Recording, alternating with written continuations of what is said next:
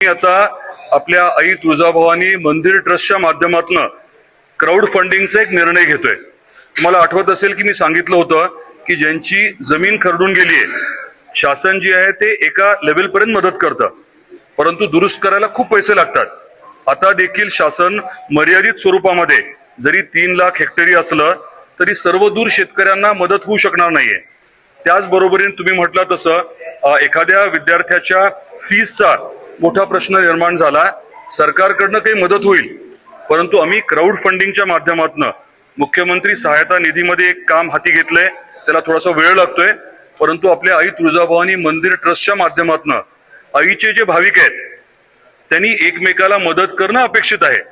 म्हणजे मला मदतीची गरज असेल तर मी मंदिर ट्रस्टला कळवेन की अशी अडचण झाली आहे, मला मदतीची गरज आहे। मग प्रशासन ठरवेल की ती त्यांची मागणी योग्य आहे का, आणि मागणी जर योग्य असेल तर क्राऊड फंडिंगच्या द्वारे आपण भाविकांपर्यंत पोहोचू की हा व्यक्ती या कारणामुळे अडचणीत आहे आणि तुम्ही त्यांना मदत करू इच्छित असाल तर आमच्या माध्यमातून क्राऊड फंडिंगच्या माध्यमातून तुम्ही ती मदत करू शकता। आणि असे खूप मोठ्या संख्येने लोक आहेत ज्यांना मदत करायची आहे, परंतु कशी करू कुठे करू माहित नसतं। तर आपण आपल्या मंदिर ट्रस्टच्या माध्यमातून ती एक प्रक्रिया राबवायचं